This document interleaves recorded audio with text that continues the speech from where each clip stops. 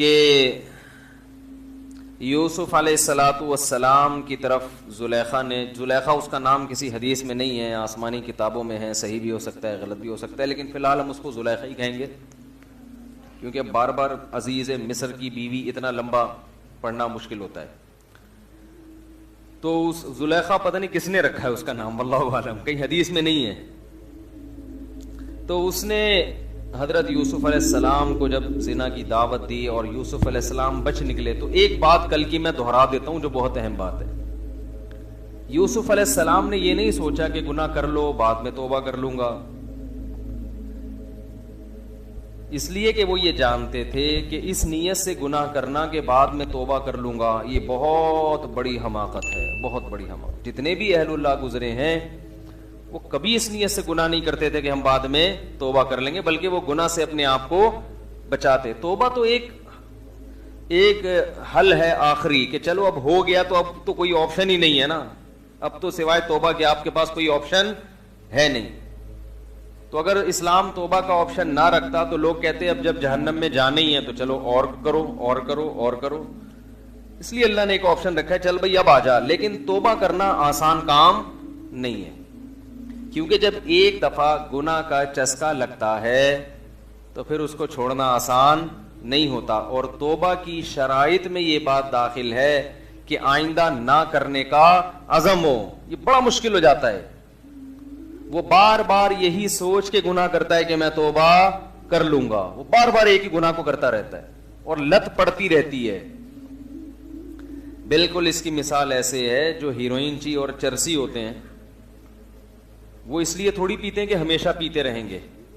Heroine چی پہلی دفعہ ہیروئن پیتا ہے کہ ٹرائی کرنے میں کوئی حرج نہیں ہے، اور اس کے بعد پھر میں نے ہیروئن چیوں کو دیکھا ہے بعض دفعہ توبہ کر لیتے ہیں، علاج ہو جاتا ہے، دوبارہ صحت مل جاتی ہے، پھر جاتے ہیں اس طرف کیونکہ ان کو وہ مزے یاد آ رہے ہوتے ہیں.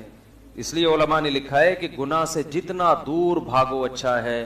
گناہ کرنے کے بعد اگر چھوٹ بھی جائے نا تو زندگی بھر اس کی یاد انسان کو پریشان کرتی ہے، بار بار دل چاہے گا، دل کی خواہش کو کچلے گا. تو اپنے آپ کو اس ٹینشن میں ڈالے کیوں انسان؟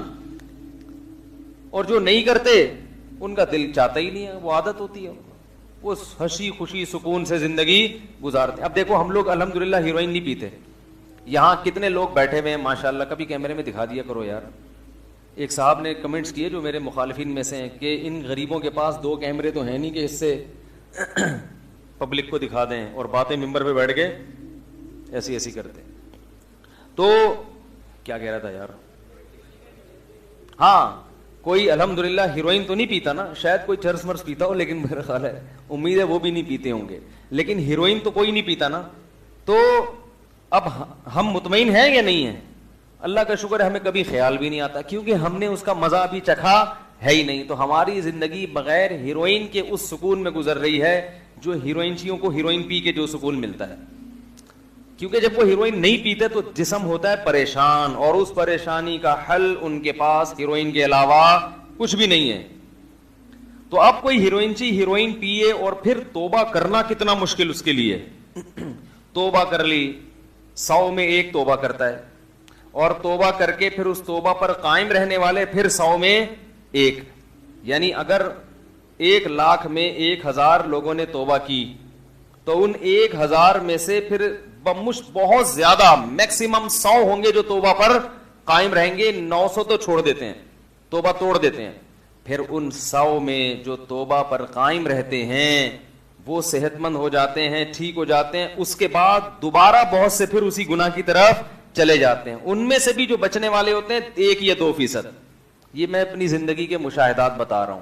اب آپ کہیں بھائی آپ کا چرسیوں میں بھی اٹھنا بیٹھنا رہا ہے مفتی صاحب، جو زندگی کے ہیروئنچیوں میں بھی آپ کا اٹھنا بیٹھنا رہا ہے. اٹھنا بیٹھنا ہیروئنچیوں میں نہیں رہا، لیکن ہیروئنچیوں کی خبریں پتہ چلتی رہتی ہیں. جن لوگوں کے ساتھ اٹھنا بیٹھنا اس کی کسی سے کوئی تعلق نکل آئے گا کسی ہیروئنچی سے تو اس کی خبر مل گئی. اور ہمارے گھر میں ہم جب کلر کروا رہے تھے بچپن میں، ایک ہیروئنچی تھا جس سے ہم کلر کروا رہے تھے. ہمیں بعد میں پتہ چلا کہ ہیروئنچی ہے. وہ بڑی اسپیڈ میں ٹک ٹک ٹک ٹک ٹک ٹک پوری دیوار نمٹا دیتا تھا. ہم کہتے یہ کیسے؟ تو پتہ چلا کہ فارغ وقت میں بیٹھ کے ان کا شغف کیا ہے، سٹا لگانا. سٹا لگایا 2 منٹ میں پوری دیوار. تو اس کو تبلیغ والے مل گئے، اس کو تبلیغ میں لے گئے، اس نے توبہ کر لی، صحت اچھی ہو گئی، فٹ فاٹ ہو گیا. جو جو ان لاکھوں میں چند ہوتے ہیں. ایک دن مجھے اطلاع ملی, مسجد سے اعلان ہوا کہ بھائی اس کا نام تھا اچھے بابو. اس کو لوگ کیا کہتے تھے؟ اچھے بابو. اس کا نام یہ پڑ گیا تھا, جوان لڑکا تھا. تو مسجد سے اعلان ہوا کہ بھائی اچھے بابو کا انتقال ہو گیا. ہم نے کہا یار وہ تو ٹھیک ہو گیا تھا, صحت مند ہو گیا تھا, شاید ایکسیڈنٹ نہ ہو گیا ہو. تو میں جنازے میں گیا, پتہ چلا کہ جی دوبارہ اس نے شروع کر دی تھی اور اس دفعہ باڈی برداشت نہیں کر پا, مر گیا. جوانی میں کتنی بدترین موت, کتنی بدترین موت, کتنی بدترین موت. یہ ہے ان لوگوں کا حال جو گناہ کرتے ہیں یہ سوچ کر کے بعد میں توبہ کر لیں گے. تو بھائی نہ کرو, بچاؤ اپنے آپ کو, اچھی سکون والی زندگی گزارو. لوگ کہتے ہیں گورے لائف کو انجوائے کر رہے ہیں, موسیقی سنتے ہیں, تمہاری لائف بور ہے. ہم ان سے کہتے ہیں بھائی ان کو موسیقی سنے بغیر سکون نہیں ملتا, ہمیں موسیقی کے بغیر ہی سکون مل رہا ہوتا ہے. تو ہمیں ان مصنوعی سکون کی ضرورت نہیں ہے. ہمیں اس مصنوعی سکون کی ضرورت, جس کو لت پڑ گئی گانے بجانے کی اس کو تو بغیر گانوں کے سکون نہیں ملے گا. جس کو لت ہی نہیں پڑی ہے وہ ویسے ہی بیٹھا ہوا خوش ہے, وہ ویسے ہی بیٹھا ہوا کیا ہے.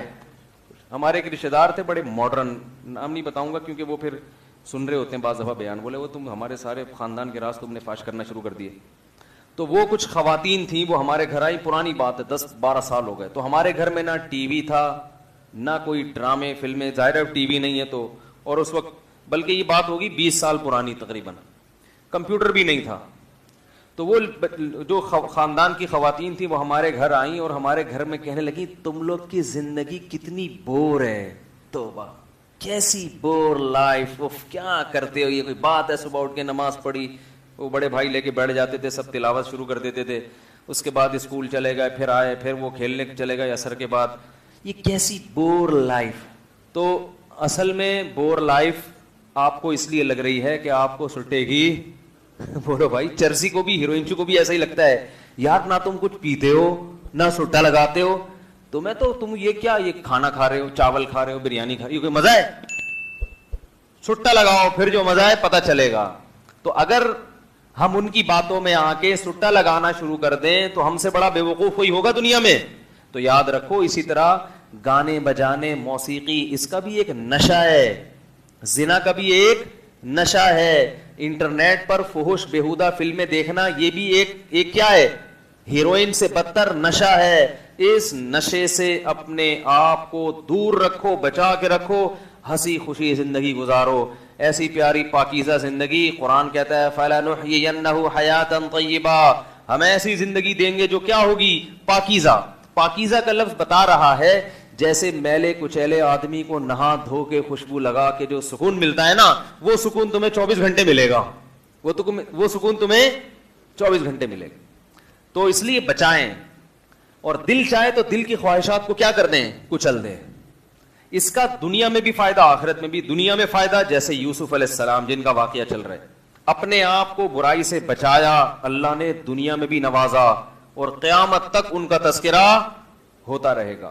اللہ کو وہ شخص بہت پسند ہے جسے زنا کا موقع ملے اور وہ کہہ دے انی اخاف اللہ, مجھے ڈر کس کا ہے, اللہ کا. بہت پسند ہے اللہ کو وہ شخص جسے موقع ملے, کوئی روک ٹوک نہ ہو.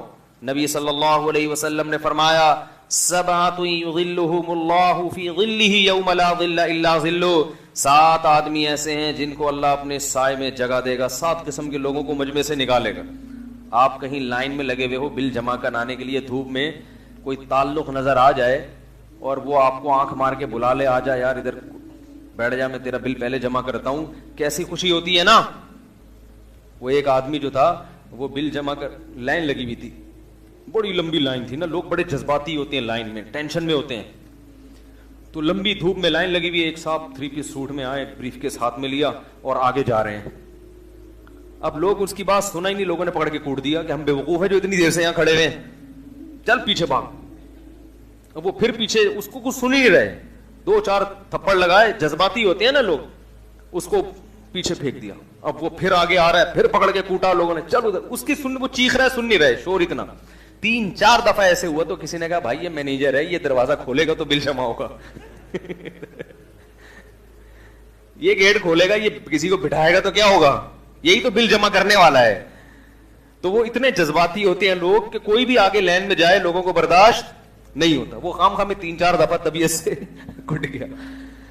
تو اب سوچو یہ دنیا کی لائن ہے, آخرت میں جب حساب و کتاب کے لیے سوا نیزہ سورج ہوگا, سخت گرمی ہوگی, اس وقت اللہ 7 قسم کے لوگوں کو بلائیں گے, تم ادھر چھاؤں میں ادھر آ جاؤ, تم کیوں اتنی دھوپ میں کھڑے ہوئے ہو, تم نے میرے لیے بڑی قربانی دی ہے. تو ان 7 میں ایک وہ شخص دعتہ امرأۃ ذات حسن و جمال, جسے خوبصورت عورت زنا کی دعوت دے, قال یہ جواب میں کہے انی اخاف اللہ, مجھے اللہ سے ڈر لگتا ہے. کوئی بیماری نہیں ہے, جوانی ہے, صحت ہے, رغبت ہے, مگر رکاوٹ کیا ہے؟ اللہ. عذاب ہے اس کا, آگ ہے جہنم کی. زانی کے لیے بڑی سزا ہے, بہت بڑی سزا ہے. زنا ہلکا جرم نہیں ہے, اتنی بڑی سزا کہ اللہ نے کیا کہا کہ الزانیۃ والزانی فاجلدوا کل واحد منہما 100 جلدہ. زنا کرنے والا مرد ہو یا عورت ہو, چوک پہ کھڑا کر کے دونوں کو 100 کوڑے مارو. اتنا بڑا جرم ہے یہ. اور شادی شدہ ہو تو کیا حکم ہے؟ پتھروں سے مار کے ہلاک کر دو, کہ تمہارے لیے تو حلال راستہ موجود ہے, پتھروں سے مار کے ہلاک کرو اس کو. اس سے بڑی سزا اسلام میں نہیں ہے, تو یہ ہلکا جرم نہیں ہے. تو اسی وجہ سے جتنے بھی لوگ اچھے گزرے ہیں انہوں نے اپنے آپ کو اس برے عمل سے بچانے کی کوشش کی, اور اللہ ہماری نفسیات سے واقف ہیں. اس لیے اللہ نے یہ نہیں فرمایا کہ زنا مت کرو, بلکہ فرمایا لا تقربوا الزنا, زنا کے قریب بھی مت جاؤ. ہر وہ عمل جو تمہیں زنا کے قریب کرتا ہو اس عمل سے دور بھاگو. ایسی جگہوں پہ جانا جہاں فحاشی ہو, آپ کو ڈر ہو کوئی عورت آپ کو دعوت دے سکتی ہے, دور بھاگ جاؤ وہاں سے. اپنے آپ کو آزمائش میں نہیں ڈالو کہ جب دعوت دے گی تو میں بچوں گا تو میرا شمار ان 7 آدمیوں میں ہوگا. دور بھاگو. وہ تو اللہ کی طرف سے کبھی آزمائش آ جائے تو ٹھیک ہے, نہیں تو نہیں بھائی, دور. جان جان کر لڑکیوں کی کالج میں جا کے پڑھاتے ہیں کہ میرا ٹرانسفر ایسی جگہ ہو جائے جہاں, آپ دیکھو انگلش لینگویج سینٹر زیادہ تر کیا ہیں, لڑکے اس لیے پڑھنے آتے ہیں کہ ساتھ میں کیا ہوتی ہیں, لڑکیاں. میں نے ایک لینگویج سینٹر والے سے کہا کہ کو ایجوکیشن کو بند کرو, اس نے کہا بند کرو تو پورا ادارہ ہی بند ہو جائے گا, کوئی آتا ہی نہیں ہے. لڑکے اس چکر میں آتے ہیں کہ کون بیٹھی ہوئی ہیں یہاں پہ, لڑکیاں بھی ہیں, ماحول اچھا ہے. اگر صرف لڑکے ہوں تو صرف وہی آئیں گے جن کو پڑھنے کا شوق ہے, اور وہ مارکیٹ میں بہت تھوڑے سے ہیں جن کو پڑھنے کا شوق. ادارے بند ہو جاتے ہیں. تو اپنے آپ کو بچاؤ ان چیزوں سے. اور وہی میں بار بار کہتا ہوں, میں تو لوگ تو مجھے تانے دیتے رہیں گے مگر میں قیامت تک انشاءاللہ بولتا رہوں گا کہ جہاں نکاح کا موقع ملے, نکاح کا موقع ہاتھ سے جانے نہ دو. نکاح کا موقع ملے تو بھائی کیا کرو, آدمی نکاح کرو. بولے بھائی گواہ لے کر آؤ, چلو بھائی نکاح پڑھاؤ. وہ ابا راضی اماں راضی, یہ سب پرانی قصے ہیں. ابا نہیں کبھی بھی راضی نہیں ہوں گے, اماں کبھی بھی راضی نہیں ہوں گی. ان کو پہلے کوشش کرو راضی کرو, نہیں ہوتے تو جاؤ. آپ بہت اچھے ہیں, آپ نے ہم کو پالا پوسا, بہت آپ کی خدمات ہیں, لیکن اللہ اس کے رسول پہلے. کیونکہ اس زمانے میں جو نکاح میں تاخیر کرے گا زنا میں بہت زیادہ چانس ہے اس کا پڑھنے کا, برائیوں میں پڑھنے کا. تو پیغمبروں کی ہے, ماں باپ کو چاہیے بچے کے باغی ہونے سے پہلے خود ہی کر دیں. کیا کر دیں؟ اگر وہ کما رہا ہے, نہیں کما رہا تو اگر سمجھدار ہے تو اپنے خرچے پہ کر دیں, سمجھدار نہیں ہے, آپ کو ڈر ہے کہ بالکل ہی پوستی ہو کے نہ پڑ جائے گھر میں, تو پھر اس کو کمانے کا بولیں گے بھائی جیسے ہی کمائے گا تیری انشاءاللہ تیرے خرچے پہ ہم شادی کر دیں گے, ٹھیک ہے. تو یوسف علیہ الصلاۃ والسلام نے اپنے آپ کو بچایا, دروازے کی طرف بھاگے. وہ واقعہ کل میں نے بیان کیا, تفصیل سے دوبارہ نہیں دہراؤں گا. تو اب کیا ہے کہ بادشاہ نے تو یوسف علیہ السلام سے کہا یوسف اعرض عن ھذا, چل مٹی پا. یہاں سے بات ختم ہوئی تھی نا, مٹی پا, کیونکہ اس کو ڈر تھا کہ بات لیک آؤٹ ہو گئی تو میری بھی بدنامی. لیکن بات شر کی بہت تیزی سے پھیلتی ہے. وقال نسوۃ فی المدینہ, ایک دم بات شہر میں ایسے جیسے جنگل میں آگ لگ جاتی ہے نا, پھیل, سب کانا پھوسی کر کے نا, کسی کو بتانا نہیں, صرف میں تمہیں بتا رہا ہوں. لوگ ایسے کرتے ہیں نا, راز جب فاش کرنا ہوتا ہے, صرف تمہیں بتا رہا ہوں کہ وہ بادشاہ کی جو بیوی ہے نا, پتہ ہے اپنے غلام پہ عاشق ہو گئی تھی, آگے کسی کو نہیں بتانا, کسی کا راز فاش کرنا بہت بری بات ہوتی ہے. اس نے کہا نہیں بتاؤں گا, پھر وہ آگے جا کے کسی کو بتاتا ہے, وہ تجھے پتہ ہے کیا ہوا. ایسے ہوتے ہوتے کیا ہوتا ہے, پورے ملک میں بات پھیل گئی. جب بات پھیلی ہے, وقال نسوۃ فی المدینہ امرأۃ العزیز تراود فتاها عن نفسہ, بادشاہ کی بیوی ہو کے اپنے غلام پہ عاشق ہوتی ہے, کسی رائل فیملی کے شہزادے پہ عاشق ہوتی, بادشاہ جتنا ہینڈسم ہے اسی جیسے کسی ہینڈسم یعنی کوئی بڑے رتبے کا آدمی ہوتا تو عاشق ہوتی, تو سمجھ میں بھی آتا ہے بات, سمجھ میں بھی بات آتی ہے. فلما سمعت بمکرہن, اب جو بادشاہ کی بیوی ہے اس کو اپنی عزت جاتی ہوئی نظر آئی, تو اس نے کہا کوئی بات نہیں, یہ مجھے تانا دے رہی ہیں عورتیں, ان کو میں بلاتی ہوں, دعوت کرتی ہوں اور یوسف کا جلوہ انہیں دکھاتی ہوں, تو ان کو پتہ چل جائے گا کہ یہ لڑکا غلام ہو کے ہزاروں شہزادوں سے کروڑہا گنا بہتر ہے, تو اس کی وجہ سے میں آزمائش میں پڑی ہوں, تو میں گویا معذور ہوں. یہ نہیں کہ میں بادشاہ ہو کے میرا معیار گر گیا, ایسا نہیں ہے. فلما سمعت بمکرہن, جب مکر سنا, ارسلت الیہن, سب کو دعوت کا پیغام بھیجا, اور واعتدت لہن متکئا, سب کے لیے گاؤ تکیے کا انتظام کیا, شہر کی عورتوں کے لیے بیٹھ جاؤ بھائی تکیے لگا کے. ان کو نہیں بتایا کہ کہانی کیا, ان کو تو بس ہو گیا تو دعوت ہو رہی ہے تمہاری. اور آتت کل واحدۃ منہن سکینا, سب کے ہاتھ میں چھری پکڑا دی اور پھل رکھ دیے کہ کاٹ کے کھاؤ. آج کل تو کٹے ہوئے پھل لا کے رکھ دیتے ہیں پہلے سے. پھلوں میں کیا وہ بنا دیا ہے فروٹ چاٹ, پھل کو تو کم از کم تمیز سے کھا لے انسان, اس میں چینی ڈال کے اس کا بھی بیڑا غرق کر دے, اس میں کریم بھی ڈال رہے ہیں وہ اور بیڑا غرق. تو چلو فروٹ چاٹ بھی ہو لیکن اس میں نہ چینی ڈالیں اور نہ اس میں, اول تو ویسے ہی کیلا کھا لو یار, چلو فروٹ چاٹ بھی کھا لو لیکن کریم اور چینی نہ ڈالیں, پھر موضوع رہنا جائے, پھر آپ بولیں گے کدھر چلا گیا یہ. تو پھل لا کے رکھے سامنے, تو انہوں نے چھری لے کے جیسے ہی چھری سے پھل کاٹنا شروع کیے نا, تو بڑی اس نے ہوشیاری دکھائی اور یوسف علیہ السلام سے کہا یہاں سے نکل کے ادھر جاؤ.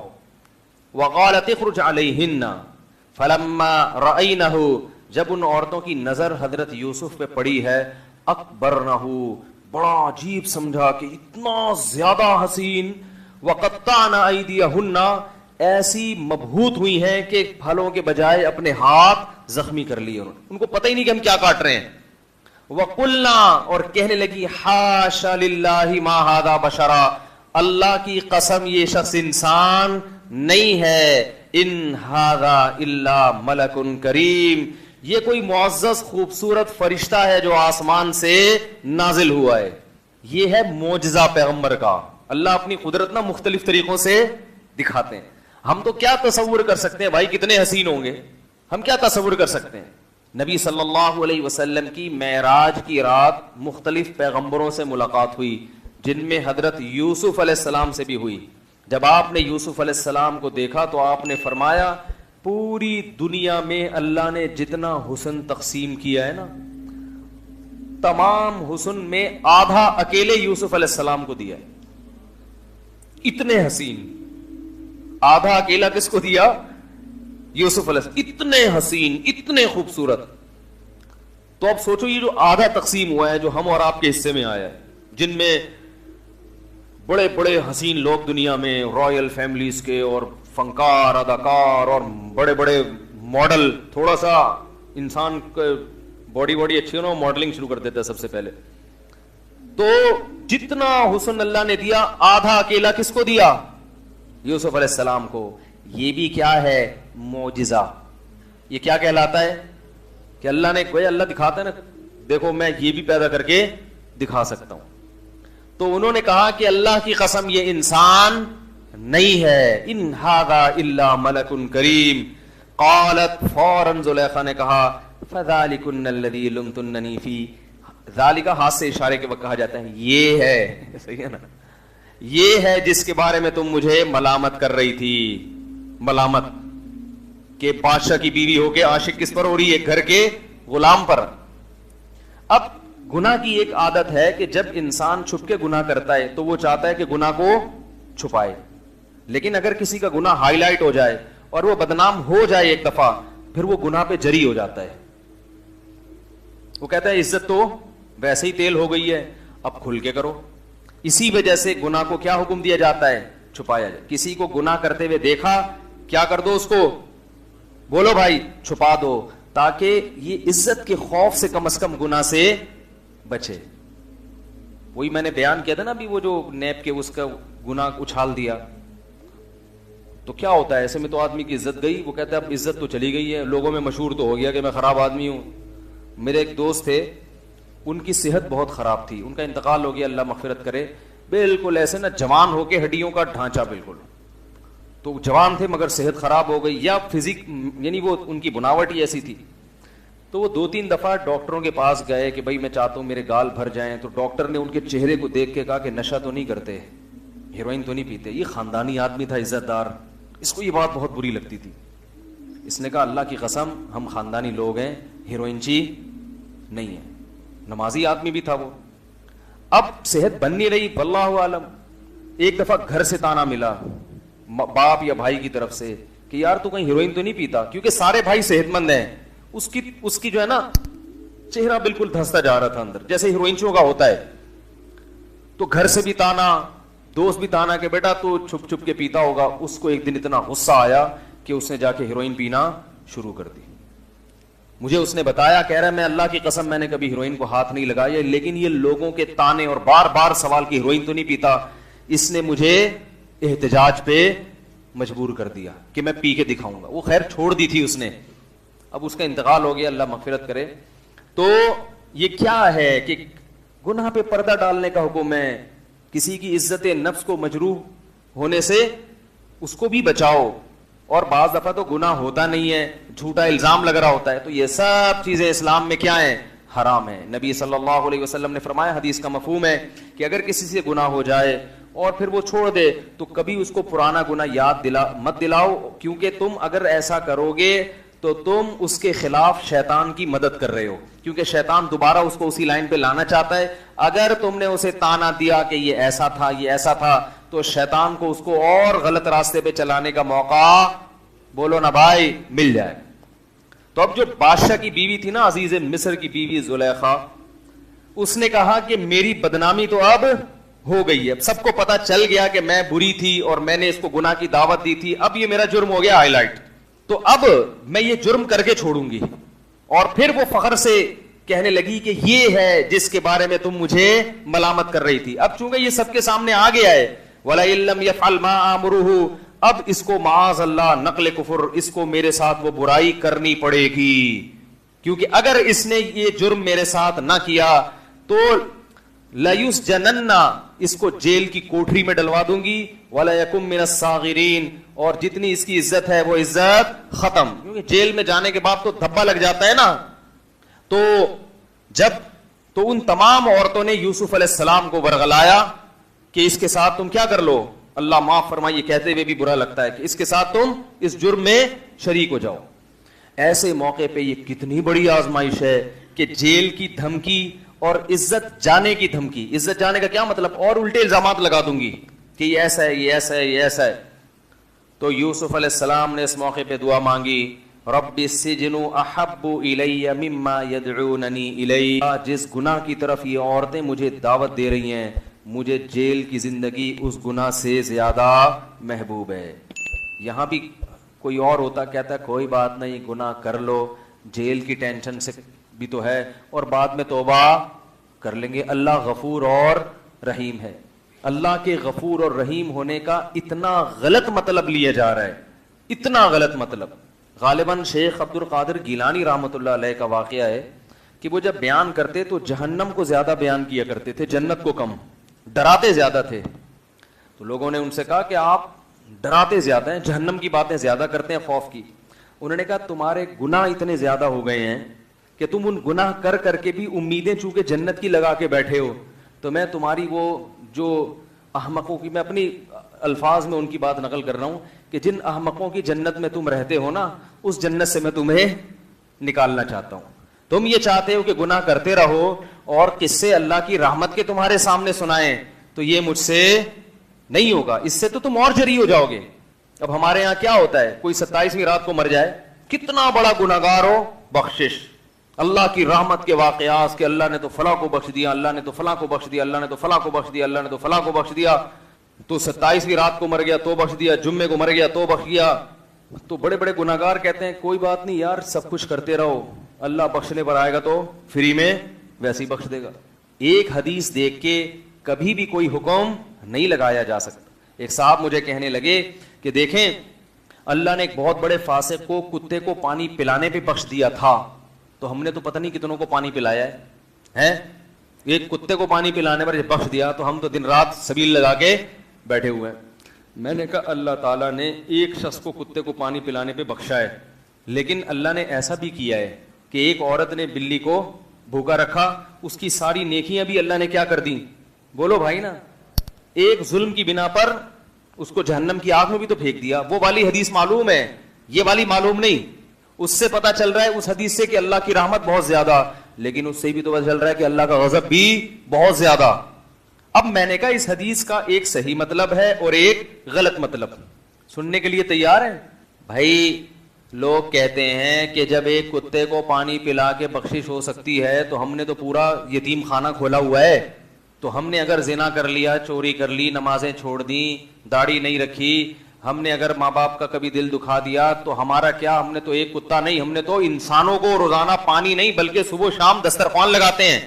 یار سوال ہی سمجھ میں نہیں آ رہا تو جواب کہاں سے سمجھ میں آئے گا؟ آ رہا ہے سوال سمجھ میں؟ تو زور سے بول دیں جی آ رہا ہے. تو یہ غلط فہمی ہے, حدیث کا مطلب نہیں سمجھے آپ.